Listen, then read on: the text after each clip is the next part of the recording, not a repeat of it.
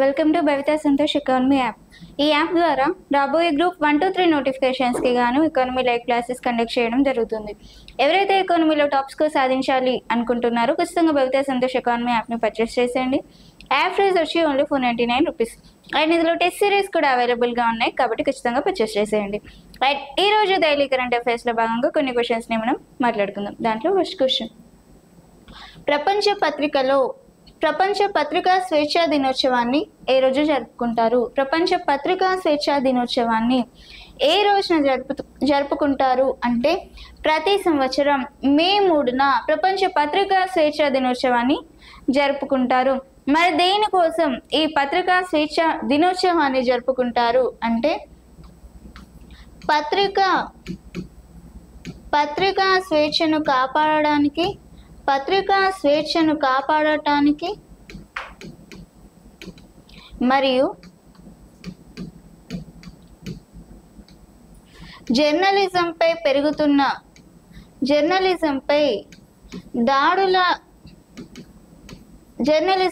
దాడులను అరికట్టడానికి పత్రికా స్వేచ్ఛ కాపాడడానికి మరియు జర్నలిజంపై దాడులు అరికట్టడానికి ప్రతి సంవత్సరం మే 3న ప్రపంచ పత్రికా స్వేచ్ఛా దినోత్సవాన్ని జరుపుకుంటారు. మరి ప్రపంచ పత్రికా స్వేచ్ఛా దినోత్సవానికి సంబంధించి ఏ రోజు మే 3న జరుపుకుంటారు? రీసెంట్గా ఈ ప్రపంచ పత్రికా స్వేచ్ఛా దినోత్సవంలో సందర్భంగా మే 3న ఒక్కొక్క దేశానికి సంబంధించి ఒక దేశానికి సంబంధించిన సంస్థకి అవార్డులు ఇవ్వడం కూడా జరుగుతుంది. రీసెంట్గా మనం చూసిన ఒక న్యూస్లో నికరాగ్వా దేశానికి చెందిన ఒక సంస్థకి మే 3న ప్రపంచ పత్రికా స్వేచ్ఛా దినోత్సవంలో భాగంగా ఒక అవార్డు ఇవ్వడంతో ఆ అవార్డుకి సంబంధించి ఈ దేశానికి సంబంధించిన సంస్థకి అవార్డు ఇచ్చినప్పటికీ ఆ దేశం అక్కడి నుంచి వైదొలగడం జరిగింది. ఎందుకంటే అది పరారీలో ఉన్న సంస్థ, ప్రభుత్వానికి వ్యతిరేకంగా ఉన్న సంస్థ. మరి అలాంటి సంస్థకి మీరు ఏ విధంగా అవార్డు ఇస్తారు అన్న నేపథ్యంలో ఈ చర్చ కూడా జరిగింది మరి అని చెప్పుకోవచ్చు. ఈ సందర్భంలో నేను మళ్ళీ ఒకసారి రివైజ్ చేస్తున్నాను. సెకండ్, 2025 వరల్డ్ ప్రెస్ ఫ్రీడమ్ ఇండెక్స్లో భారత్ స్థానం ఎంత? 2025 వరల్డ్ ప్రెస్ ఫ్రీడమ్ ఇండెక్స్లో భాగంగా భారత్ అనేది ఏ స్థానంలో ఉంది అంటే దీంట్లో ఈ ర్యాంకింగ్స్ అనేది మొదటగా ఏ సంస్థ ఇస్తుంది అంటే RSF రిపోర్ట్స్ వితౌట్ బార్డర్స్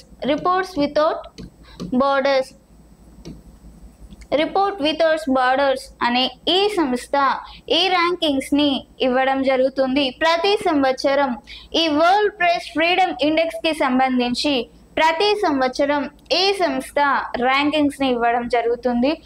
మరి ఈ సంవత్సరం అంటే 2025కి గాను భారత్ యొక్క ర్యాంక్ ఎంతగా ఉంటుందని ఈ ప్రెస్ ఫ్రీడమ్ ఇండెక్స్లో వివరించారు లేదంటే వెల్లడించారు అంటే 151గా వెల్లడించడం జరిగింది. అంటే అంతకు ముందు సంవత్సరం 2024లో భారత్ ర్యాంక్ అనేది 159గా ఉంది. అంతకుముందు 2024లో వరల్డ్ ప్రెస్ ఫ్రీడమ్ ఇండెక్స్లో భారత్ యొక్క ర్యాంక్ అనేది 159గా ఉంది. మరి ప్రజెంట్ 2025లో వరల్డ్ ప్రెస్ ఫ్రీడమ్ ఇండెక్స్లో భారత్ యొక్క ర్యాంక్ అనేది 151గా ఉంది. మరి దీనికి సంబంధించి RSF అనే సంస్థ ఎన్ని దేశాలకి సంబంధించిన ర్యాంకింగ్స్ ని ఇచ్చింది అంటే దాదాపుగా 180 దేశాలకి సంబంధించి ర్యాంక్స్ ని ఇవ్వడం జరిగింది. మరి 180 దేశాల్లో ఫస్ట్ ప్లేస్ లో ఏ దేశం ఉంది అంటే ఫస్ట్ ప్లేస్ లో నార్వే ఉంది. ఫస్ట్ ప్లేస్ లో నార్వే ఉంది. మరి 180వ ప్లేస్ లో చివరి ర్యాంక్ లో ఉన్న దేశం ఏది అంటే ఎరిత్రియా అని చెప్పుకోవచ్చు. ఫస్ట్ ప్లేస్ నార్వే, చివరి ప్లేస్ ఎరిత్రియా అని చెప్పుకోవచ్చు. మరి భారత్ ర్యాంక్ ఎంత అంటే 151. గత సంవత్సరంతో పోలిస్తే ఈ సంవత్సరం వృద్ధి సాధించింది అని కూడా చెప్పుకోవచ్చు. ప్రపంచంలోనే అతిపెద్ద ఆర్థిక వ్యవస్థగా ఉన్న దేశం ఏది? ప్రపంచ ఆర్థిక వ్యవస్థలో అతి పెద్ద వ్యవస్థగా ఉన్న దేశం ఏది అంటే ముందుగా ఈ ప్రపంచ ఆర్థిక వ్యవస్థల గురించి ఏ సంస్థ అనేది నివేదిస్తుంది అంటే ఏ సంస్థ వెల్లడిస్తుంది అంటే IMF international monetary funds. IMF ప్రతి సంవత్సరం ప్రపంచ ఆర్థిక వ్యవస్థలని గురించి వెల్లడిస్తుంది. మరి ప్రపంచ ఆర్థిక వ్యవస్థలో అతి పెద్ద దేశంగా ఉన్న దేశం ఏది అంటే అమెరికా అని చెప్పుకోవచ్చు. అమెరికా దేశం ఫస్ట్ ప్లేస్ లో ఉంది. దేని ప్రకారం? ఐఎంఎఫ్ ప్రకారం. మరి సెకండ్ ప్లేస్ లో ఏ దేశం ఉంది అంటే చైనా అని చెప్పుకోవచ్చు. థర్డ్ ప్లేస్ లో జపాన్ ఉంది అని చెప్పుకోవచ్చు. మరి ఫోర్త్ ప్లేస్ లో భారత్ ఉంది. అంటే ప్రపంచ ఆర్థిక వ్యవస్థలో 4వ అతిపెద్ద ఆర్థిక వ్యవస్థగా ఏ దేశం ఉంది అంటే భారత్ అని చెప్పుకోవచ్చు. ప్రపంచ ఆర్థిక వ్యవస్థలో భారత్ అనేది 4వ స్థానంలో ఉండగా మరి అతిపెద్ద ఆర్థిక వ్యవస్థగా ఏ దేశం ఉంది అంటే అమెరికా ఆర్థిక వ్యవస్థ అని చెప్పుకోవచ్చు. ఏ సంస్థ దీనికి సంబంధించి సమాచారాన్ని ఇస్తుంది అంటే ఐఎంఎఫ్ ఇంటర్నేషనల్ మానిటరింగ్ ఫండ్ దీనికి సంబంధించి సమాచారాన్ని ఇస్తుంది. పలామూ టైగర్ రిజర్వ్స్ ఏ రాష్ట్రంలో కలదు? పలామూ టైగర్ రిజర్వ్స్ అనేది ఏ రాష్ట్రంలో ఎక్కువగా ఉంటుంది అంటే జార్ఖండ్ లోని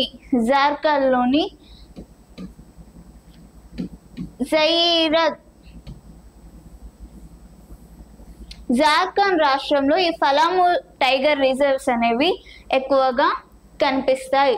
ఏ రాష్ట్రంలో? ఈ పలామూ టైగర్స్ అనేవి జార్ఖండ్ రాష్ట్రంలో ఎక్కువగా కనిపిస్తాయి. మరి టైగర్ రిజర్వ్స్ ఉన్న దేశంగా అంటే భారత్లో ఉన్న 9 టైగర్ రిజర్వ్స్ లో ఈ టైగర్ రిజర్వ్స్ అనేది ఒకటిగా చెప్పుకోవచ్చు. భారత్ లో ఉన్న 9 టైగర్ రిజర్వ్స్ లో ఈ టైగర్ రిజర్వ్ అనేది ఒకటిగా చెప్పుకోవచ్చు. మరి జార్ఖండ్ లో ఉన్న టైగర్ రిజర్వ్స్ లో ఉన్న ఏకైక టైగర్ రిజర్వ్స్ గా జార్ఖండ్ టైగర్ రిజర్వ్ అని చెప్పుకోవచ్చు. నెక్స్ట్, ఎంఎస్ఎంఈ పోటీతత్వం అభివృద్ధిపై నీతి ఆయోగ్ నివేదికలో ఏ అంశాలను పేర్కొంది అంటే MSME micro small medium enterprises పోటీతత్వం అభివృద్ధిపై నీతి ఆయోగ్ మరియు ఐఎఫ్సి ఇన్స్టిట్యూట్ ఫర్ కాంపిటేటివ్స్ అనే 2 సంస్థలు సంయుక్తంగా దీనికి సంబంధించి ప్రకటన చేయడం జరిగింది. నీతి ఆయోగ్ మరియు ఐఎఫ్సి ఇన్స్టిట్యూట్ ఫర్ కాంపిటేటివ్స్ అనే 2 సంస్థలు సంయుక్తంగా దీనికి సంబంధించి అంశాలను పేర్కోవడం జరిగింది. మరి నీతి ఆయోగ్ అనేది ఎప్పుడు ఏర్పడింది? 2015 జనవరి 1న ఏర్పడింది. మరి నీతి ఆయోగ్ దేనికి రీప్లేస్మెంట్ గా ఏర్పాటు చేశారు అంటే ప్రణాళిక సంఘానికి బదులుగా దీన్ని నీతి ఆయోగ్ని 2015 జనవరి 1న ఏర్పాటు చేశారు. మరి ఆ నీతి ఆయోగ్కి సంబంధించి ఏ అంశాలను ఎంఎస్ఎంఈ ఎంఎస్ఎంఈ పోటీతత్వానికి సంబంధించి ఏ అంశాలను పేర్కొంది అంటే టెక్స్టైల్ అండ్ అపరల్స్ మరియు కెమికల్స్ ఉత్పత్తులు మరియు ఆటోమేటిక్ రంగం, ఫుడ్ ప్రాసెసింగ్ వంటి అంశాలకి సంబంధించి ఎంఎస్ఎంఈ పోటీతత్వంలో భాగంగా నీతి ఆయోగ్ మరియు ఐఎఫ్సి ఇన్స్టిట్యూట్ ఫర్ కాంపిటేటివ్స్ సంయుక్తంగా దీనికి సంబంధించిన అంశాలను గురించి ప్రకటించడం లేదా పేర్కొంది అని చెప్పొచ్చు. అంటే పైవన్నీ సరైనవే అనేది సరైన సమాధానంగా చెప్పుకోవచ్చు. పైవన్నీ సరైనవే. నెక్స్ట్, తెలంగాణలో పెద్దపల్లి జిల్లా గుండారం అటవీ ప్రాంతంలో శాతవాహనులకు సంబంధించి ఎన్ని శిలాశాసనాలు వెలికి తీశారు అంటే తెలంగాణలోని ఏ జిల్లాలో, పెద్దపల్లి జిల్లాలో ఏ ప్రాంతంలో, గుండారం అని అటవీ ప్రాంతంలో ఎన్ని శిలాశాసనాలు బయటకు తీశారు అంటే సుమారుగా 11 శిలాశాసనాలు బయటకు తీయడం జరిగింది. మరి 11 శిలాశాసనాలు శాతవాహనులకి సంబంధించింది. ఇప్పుడు శాతవాహనుల యొక్క వ్యవస్థాపకుడు ఎవరు? శాతవాహనుల యొక్క వ్యవస్థాపకుడు శ్రీముఖుడు అని చెప్పొచ్చు. శాతవాహన వ్యవస్థాపకుడు శ్రీముఖుడు.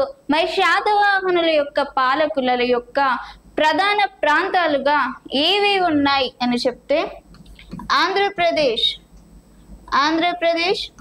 తెలంగాణ మరియు మహారాష్ట్ర. ఆంధ్రప్రదేశ్, తెలంగాణ మరియు మహారాష్ట్ర ఈ మూడు కూడా శాతవాహనుల ప్రధాన ప్రాంతాలుగా మనం చెప్పుకోవచ్చు. నెక్స్ట్, వినియోగదారుల వ్యవహారాలు, ఆహార మరియు ప్రజా పంపిణీ మంత్రిత్వ శాఖ వారు ఆహార నిల్వలపై ఏ పోర్టల్ని ప్రారంభించారు అంటే డిపోట్ దర్పణ పోర్టల్ని ప్రారంభించారు. ఆహార నిల్వలపై ఆహార మరియు ప్రజా పంపిణీ మంత్రిత్వ శాఖ వారు ఆహార నిల్వలపై డిపోట్ దర్పణ్ పోర్టల్ని ప్రారంభించడం జరిగింది. దేనికోసం ప్రారంభించారు అంటే ఆహార నిల్వలను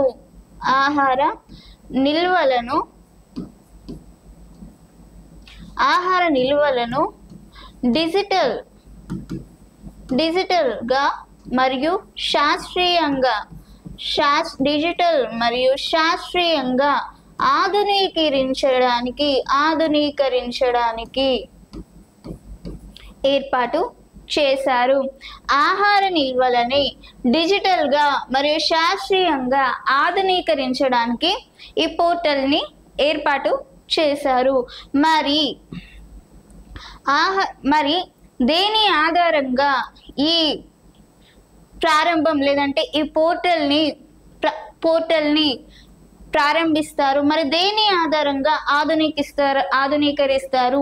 ఈ ఆహార నిల్వల్ని డిజిటల్ గా మరియు శాస్త్రీయంగా ఆధునీకరించడానికి దేని సమాచారం ఆధారంగా వీటిని ఆధునీకరిస్తారు అని అంటే జియో ట్యాగ్ మరియు ఐఓటి మరియు AI technology. Geo tag, IoT మరియు ఏఐ టెక్నాలజీ సమాచారం ఆధారంగా ఈ ఆహార నిల్వలకి సంబంధించి డిజిటల్ గా మరియు శాస్త్రీయంగా ఆధునీకరిస్తారు. ఏ పోర్టల్ని ప్రారంభించారు దేనికి సంబంధించి? Depot Darpan portal. మరి దేనికోసం? వ్యవహారాల మరియు ఆహారాలు లేదంటే ఆహార నిల్వల కోసం డిజిటల్ గా శాస్త్రీయంగా ఆధునీకరించడం కోసం ఈ డిపోట్ దర్పణ్ పోర్టల్ని ఏర్పాటు చేశారు. 8. అమరావతిలో ఎన్ని కోట్ల ప్రాజెక్టులకి ప్రధాని నరేంద్ర మోడీ శంకుస్థాపన చేశారు అంటే దాదాపుగా 57,940 కోట్లతో ప్రాజెక్ట్ ని ఏర్పాటు చేశారు. ఎవరు ఏర్పాటు చేశారు అంటే ప్రధాని నరేంద్ర మోడీ ఏర్పాటు చేశారు. మరి ఈ అమరావతిలో ఎక్కడ ఈ ప్రాజెక్ట్ ని ఏర్పాటు చేశారు అంటే అమరావతిలో వెలగపూడిలో పైలాన్గా ప్రారంభించారు. వెలగపూడిలో పైలాన్గా ప్రారంభించారు. మరి ఈ 57,940 కోట్లతో ఎన్ని ప్రాజెక్టులని ప్రారంభించనున్నారు అంటే సుమారుగా 18 ప్రాజెక్టులను ప్రారంభించనున్నారు. ఎవరు ప్రారంభించారు ఈ ప్రాజెక్ట్ని? నరేంద్ర మోడీ. ఎక్కడ ప్రారంభించారు? వెలగపూడిలో పైలాన్గా మొదటిగా ప్రారంభించారు, ఆంధ్రప్రదేశ్లో. మరి దీనికి సంబంధించి 57,940 కోట్లతో ఎన్ని ప్రాజెక్టులని ప్రారంభించారు అంటే దాదాపుగా 18 ప్రాజెక్టులని ప్రారంభించారు. అందులో ముఖ్యంగా ఏమేం ప్రాజెక్టులు ఉన్నాయి అంటే దాదాపుగా రైల్వే, రవాణా మరియు మిస్సైల్ షార్ట్ రేంజ్ వంటి ప్రాజెక్టులని ఇందులో ప్రారంభించారు. మిస్సైల్ షార్ట్ రేంజ్, రవాణా, రైల్వే మరియు మిసైల్ షార్ట్ రేంజ్ అనే ప్రాజెక్టులని ముఖ్యంగా ప్రారంభించారు. నెక్స్ట్, ట్రినిడాడ్ మరియు టోగోలో యునైటెడ్ నేషనల్ కాంగ్రెస్ పార్టీ విజయంతో ఎవరు ప్రధానిగా విధులు చేపట్టారు అంటే ఇక్కడ UNC, United national Congress, Trinidad మరియు టోగోలో యునైటెడ్ నేషనల్ కాంగ్రెస్ విజయం సాధించడంతో కమ్లా పర్సాద్ మరియు బసేసర్ అనే వ్యక్తి ప్రధానిగా విధులు చేపట్టడం జరిగింది. కమ్లా పర్సాద్ మరియు బసేసర్. మరి ఏ పార్టీ పైన విజయం సాధించింది అంటే పీపుల్స్ నేషనల్ మూవ్మెంట్ అనే పార్టీపై విజయం అనేది సాధించింది కమ్లా పర్సాద్ బసేసర్. మరి ఈ వ్యక్తి కమ్లా పర్సాద్ బసేసర్ యునైటెడ్ నేషనల్ కాంగ్రెస్ కి సంబంధించి ఇప్పుడు దేశంలో ఉన్న ఆర్థిక కష్టాలు దేశంలో ఉన్న ఆర్థిక కష్టాలు, నేరాల పెరుగుదల మరియు ప్రజల అసంతృప్తికి సంబంధించి అసంతృప్తితో అంటే ప్రజల ఆర్థిక కష్టాలు, నేరాల పెరుగుదల మరియు ప్రజల అసంతృప్తి ఉన్న ఈ సిచ్యువేషన్లలో లేదంటే ఈ పరిస్థితులలో ఈ వ్యక్తి దేశ ప్రతినిధిగా లేదంటే దేశ ప్రధానిగా ఉండడం కీలక నిర్ణయంగా చెప్పొచ్చు. ప్రపంచ పెద్దావిడిగా ఎథెల్ కేటర్హోమ్ గుర్తింపు ఏ దేశానికి చెందిన మహిళకి వచ్చింది అంటే బ్రిటిష్ దేశానికి చెందిన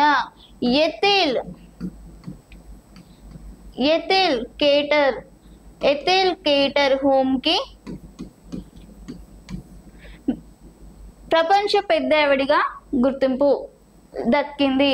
దాదాపుగా 115 సంవత్సరాల వయసు కలదు. ఎథెల్ కేటర్హోమ్ బ్రిటిష్ కి చెందిన ఈ పెద్దావిడకి ఈ గుర్తింపు లభించింది. అండ్ మరి ఎవరి ప్లేస్ లో రీప్లేస్మెంట్ గా ఈవిడకి ప్రపంచ పెద్దావిడిగా ఈవిడని గుర్తించారు అంటే కవబారో లుసాయ్ అనే 116 సంవత్సరాలకు చెందిన ఈవిడ మరణంతో కవబారో లుసాయ్ అనే 116 సంవత్సరాలకు చెందిన ఈవిడ మరణించడంతో ఈవిడ ప్లేస్ లో ఉన్న అంటే ప్రపంచ పెద్దావిడిగా గుర్తించబడిన 116 సంవత్సరాలకు చెందిన కవబారు లుసాయ్ రీసెంట్ గా మరణించడంతో ఈవిడ ప్లేస్ లో ఎథెల్ కార్టర్ హోమ్ కి 115 సంవత్సరాల ఎథెల్ కార్టర్ హోమ్ కి ప్రపంచ పెద్దావిడిగా గుర్తింపు లభించింది. మరి ఈవిడ ఏ దేశానికి చెందిన వ్యక్తి అంటే బ్రిటిష్ దేశానికి చెందిన వ్యక్తి.